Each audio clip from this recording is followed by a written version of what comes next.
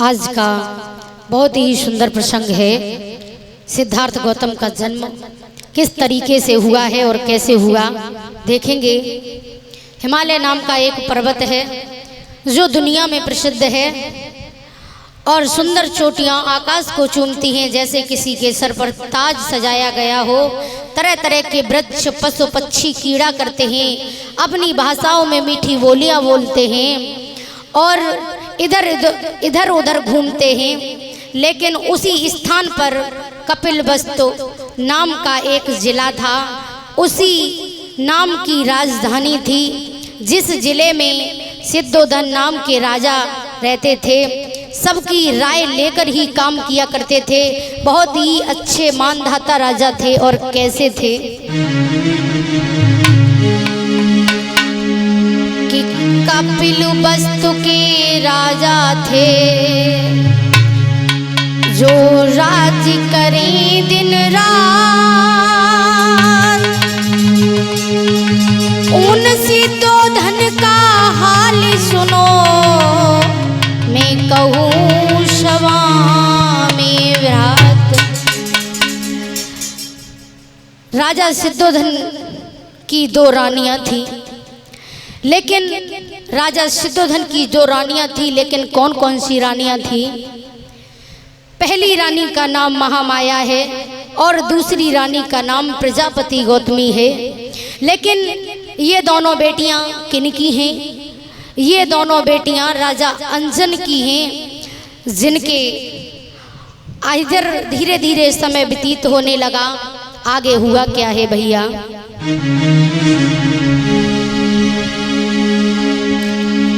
जब राजा अंजन ने सोचा कि हमने अपनी बड़ी बेटी की शादी, महामाया की शादी राजा सिद्धोधन के साथ में कर दी, लेकिन राजा सिद्धोधन की वीरता को देख करके, सूझबूझ को देख करके राजा अंजन ने सोचा कि क्यों ना भला औरों से तो अच्छे ही हैं, अपनी दूसरी बेटी की भी शादी उन्हीं के साथ में कर दें तो कैसा रहेगा।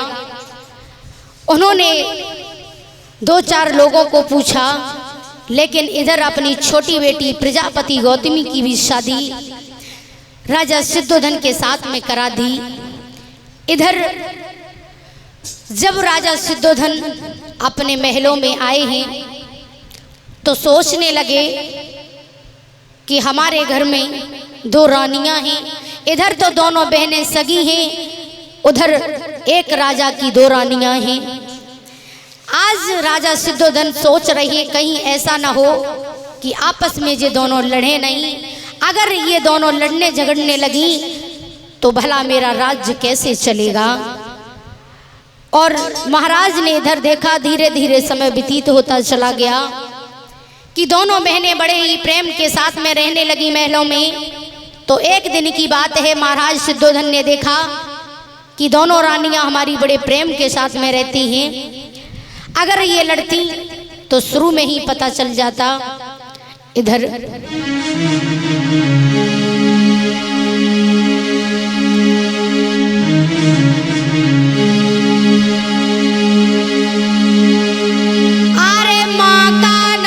सुलक्षणा है और अंजन पिता कहलाते हैं, और देवता में रहते हैं और कोलीय राज्य बताते हैं।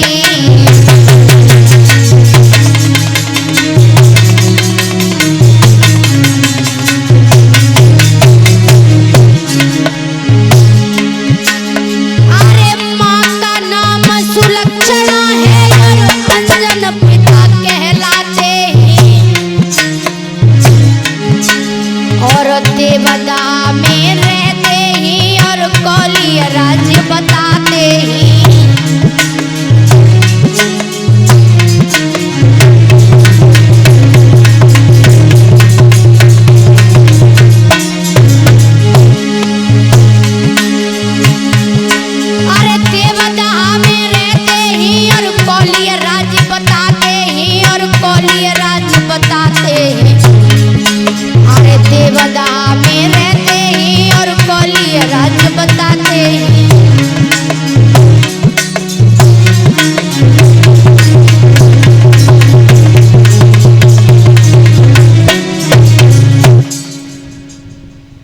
बड़े प्रेम के साथ में दोनों रहने लगे। इधर धीरे धीरे समय व्यतीत होता चला गया। जब दोनों बहनें बड़े प्रेम के साथ में रहने लगी, कुछ समय के बाद एक पर्व पड़ता है। जब वो पर्व पड़ा है, आषाढ़ के महीने में वो पर्व पड़ता है। इधर दोनों बहनें उपवास रखती हैं। जब दोनों बहनों ने उपवास रखा है तो अच्छे से स्नान किया, सुंदर से भोजन बनवाए गए। इधर आगे हुआ क्या?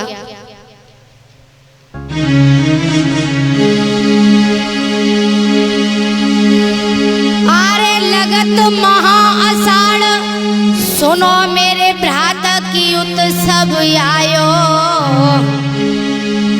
और महामाया करें स्नान रे कै सुंदर बदन सजायो।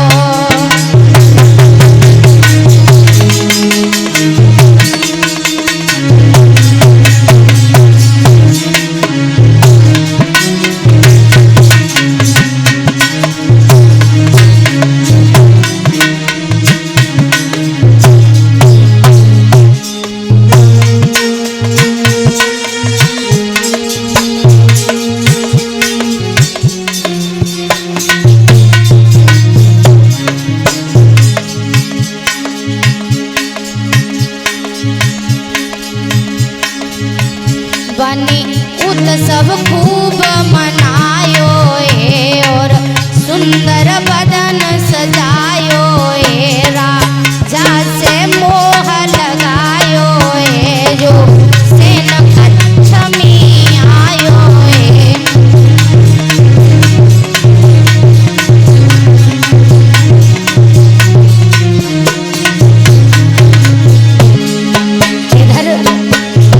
जब स्नान करने के बाद में रानी महामाया जब सो जाती हैं तो हुआ क्या?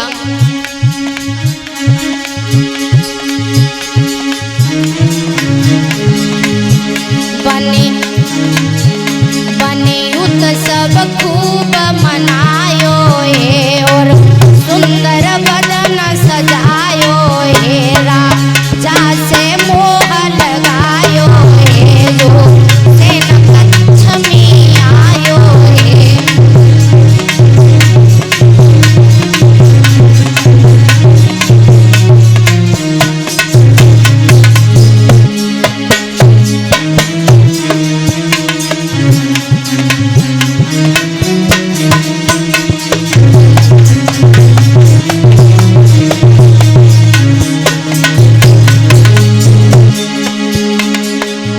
भैया सुनो लगाई की काना, कथा यजु आगे बढ़ी रही है। दादा सुनो लगाई की काना, कथा यजु आगे बढ़ी रही है।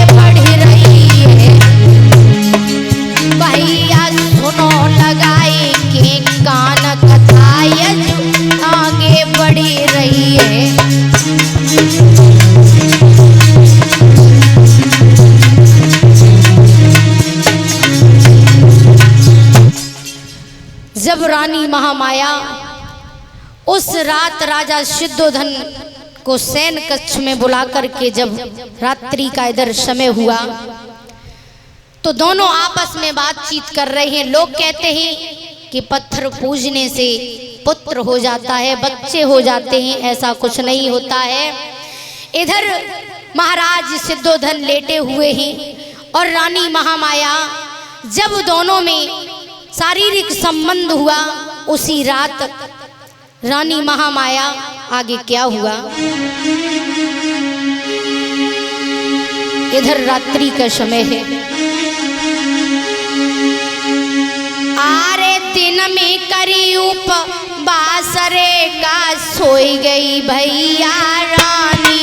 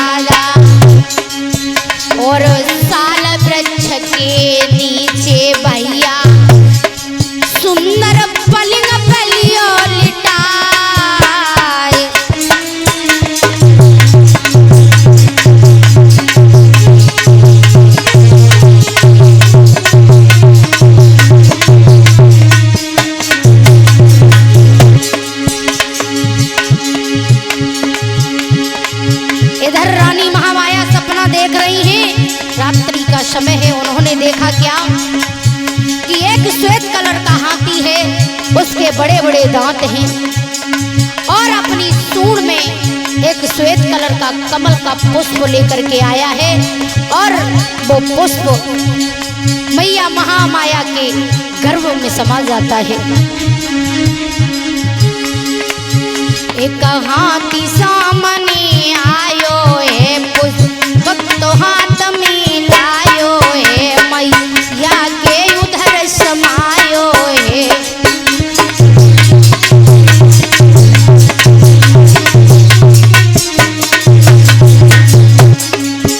एक हाथी सामने आयो है, पुष्प तो सुन में लायो है, मैया के गर्भ समायो है, मैया को मन घबरायो है।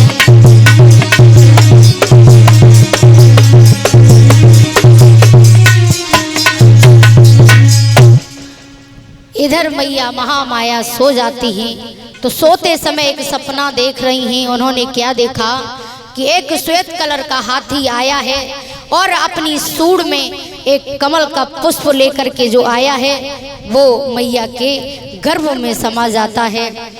जैसे ही वो सपना देखा तो एकदम घबरा जाती हैं और अचानक से महाराज को बुलाने लगती हैं। जब महाराज को पास में बुलाया तो रात्रि को जो सपना देखा था उसका पूरा हाल बताया। इधर महाराज सिद्धोधन ने तुरंत ही ऋषि को बुलाया। जब कौडिंग ऋषि आए हैं तो आज महाराज ने क्या किया, अरे सुनो स्वपन को हाल रे, सुनो स्वपन को हाल रे का ज्योतिषी लय बुलवाई।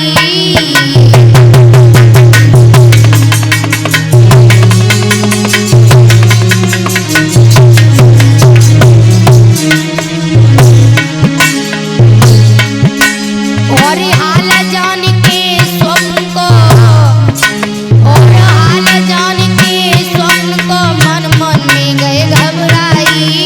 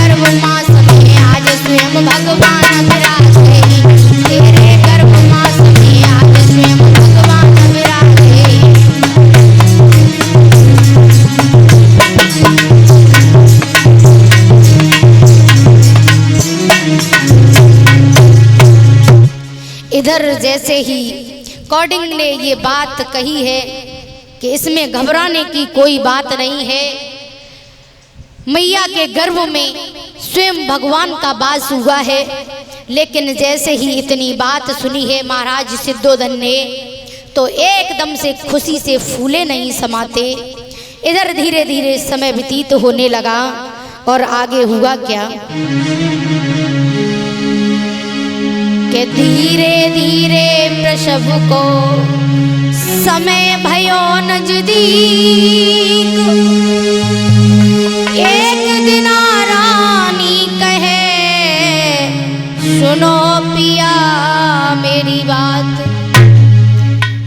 रानी महामाया ने महाराज सिद्धोधन से कहा कि स्वामी मैं अपने पीहर जाना चाहती हूँ, अगर आपकी आज्ञा हो तो मैं क्या पीहर चली जाऊं। तो महाराज कहने लगे हैं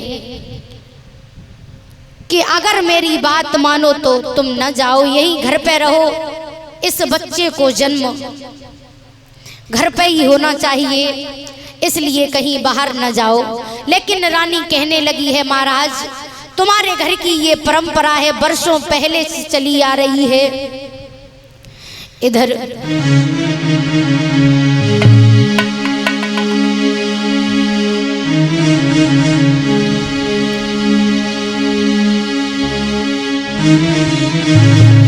इतनी बात कहकर के महाराज चले जाते हैं। लेकिन कुछ दिनों के बाद 2-4 महीने जब व्यतीत हुए हैं, जब 9वां महीना लगा तो मैया ने दासी को बुलाया और कहने लगी है दासी से, बहन तू मेरे पति को बुला करके ले आ, मुझे उनसे कुछ काम है। आज दासी को बुलाया है मैया महामाया ने।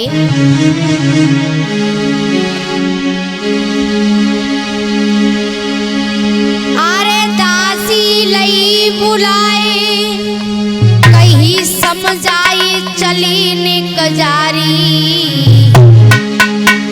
और मेरे महाराज कुटेरी की महल में गुइया लारी।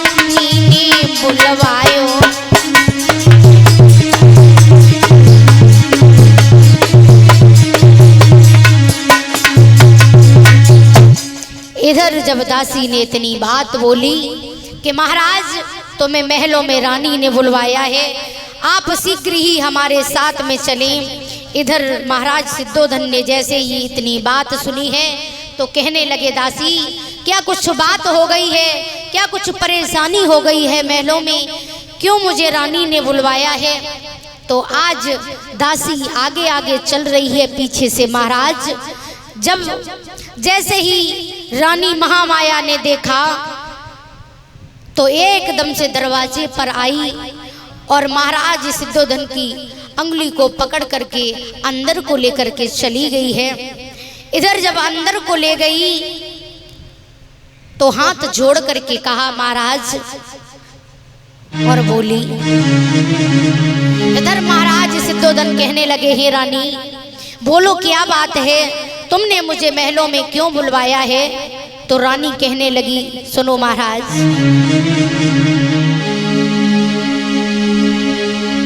कि सैया सुन लो बात हमारी, कि मेरे पहले गर्भ की बारी ये अरदास है, मैं तो जाऊंगी माई के पास है।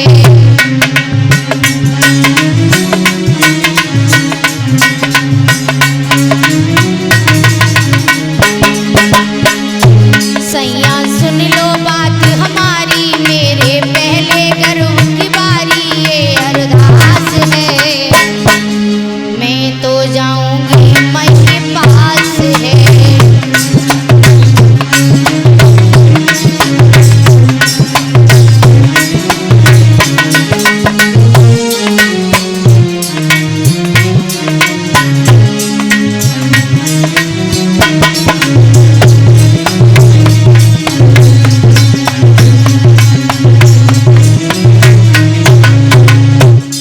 हे महाराज, मैं आपसे यही कहना चाहती हूँ कि मैं अपने पीहर जाना चाहती हूँ।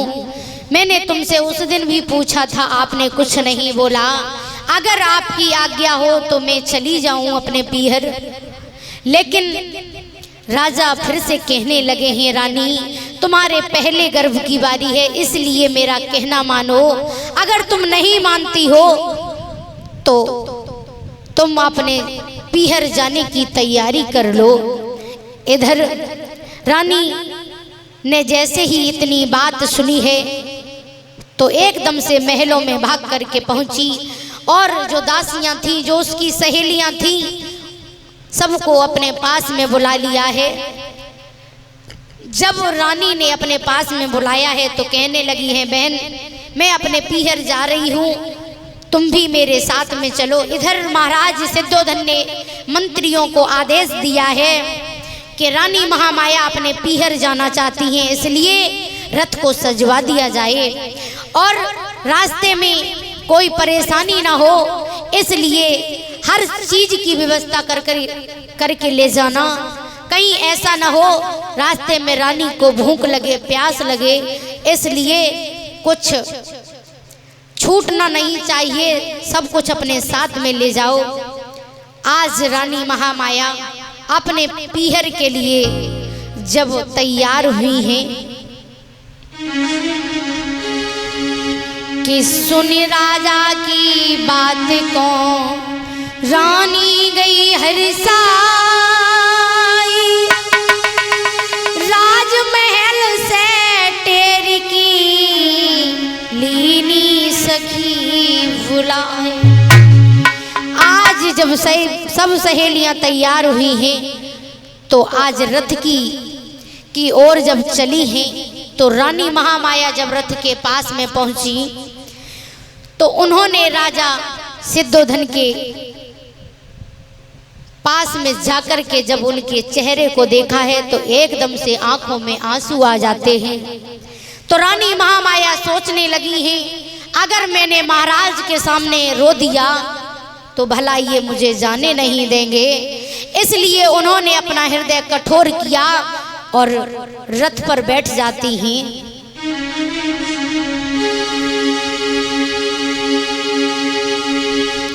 कि धाए दीप सकी मुंह बोली, कि दाए दीप सकी मुँह बोली, संग चली निज निज डोली, और संग सखियन को चल दीनी, रथ में भई सवार। आज सखियों को साथ में लेकर के रथ में बैठ जाती हैं, इधर रथ बाँ से चल देता है।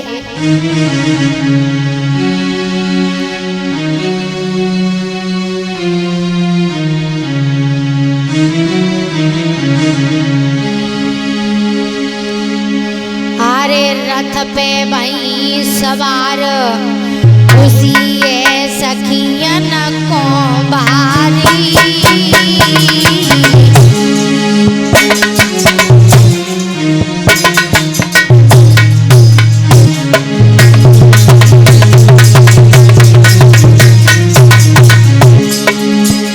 और कपिल वस्तु से आज के बढ़ी चली अंगारी भैया।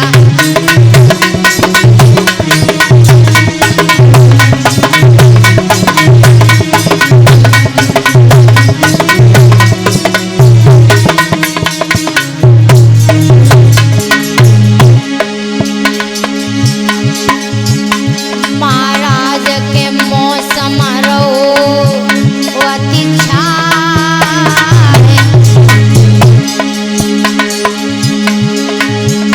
और लुम्बनी बन को देख रहा में तीनों रथ रुकवाए।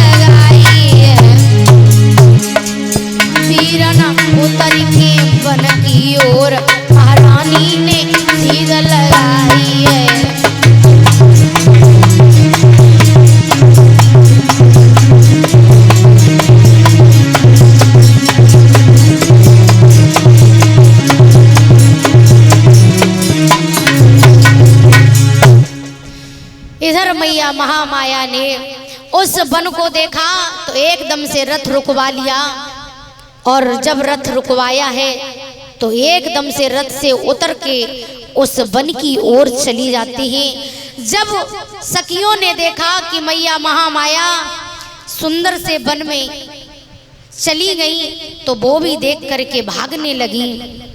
जब उस वन में पहुंची हैं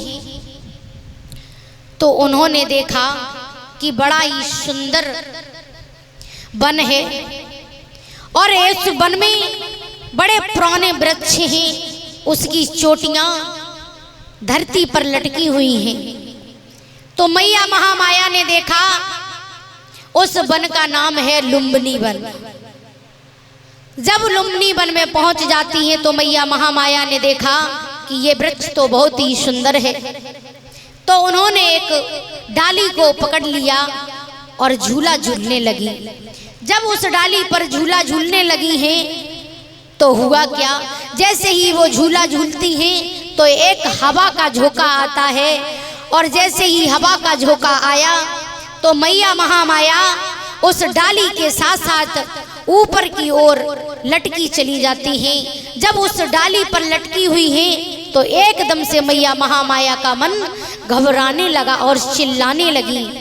और हुआ क्या कि झोंका ले गई डरैया,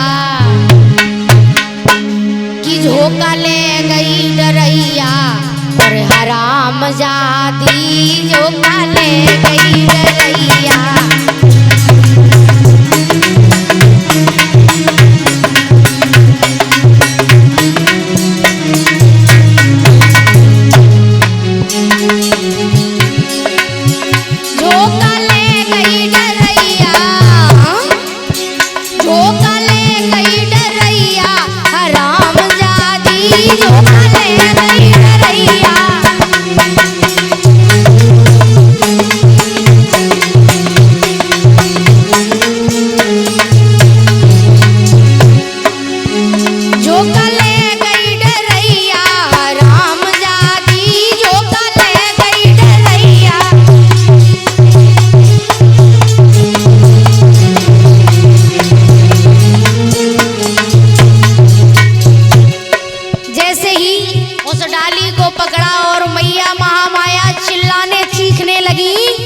और जैसे ही आवाज सखियों ने सुनी है तो एकदम से भागती हुई चली आई। देखी दशा मन में घबरानी,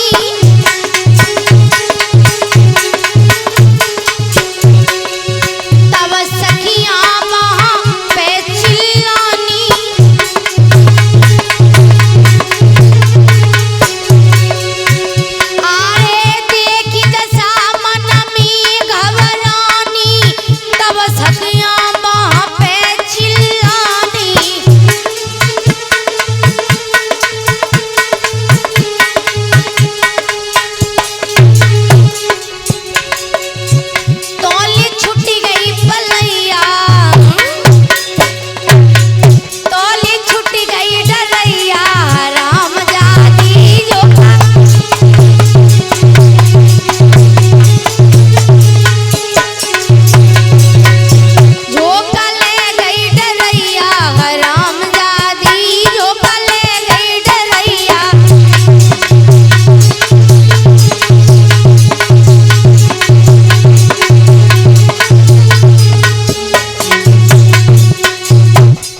जैसे ही मैया महामाया के हाथों से वो डाली छूटी है तो एकदम से चिल्लाने चीखने लगी है मैया महामाया।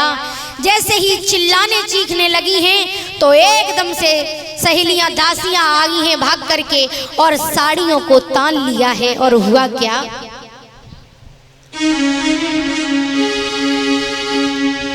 आरे गिरिधरन भैराए रे का चीकी उठी महारानी।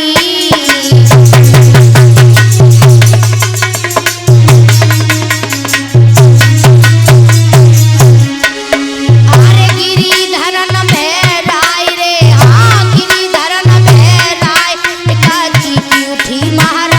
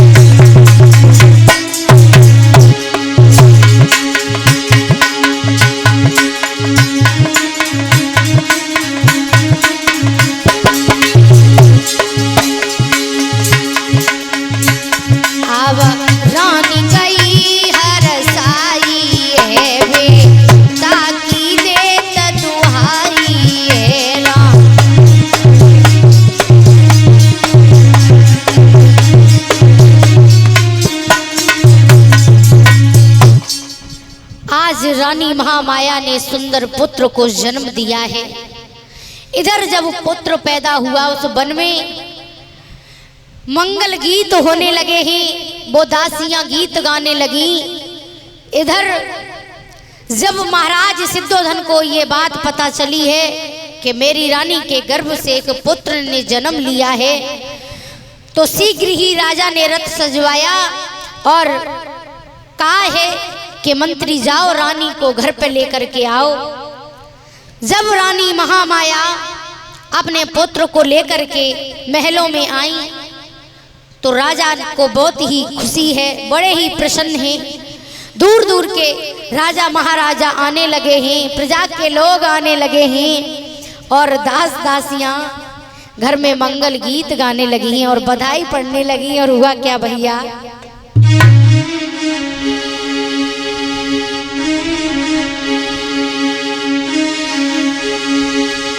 इधर दासियां गीत गाने लगी।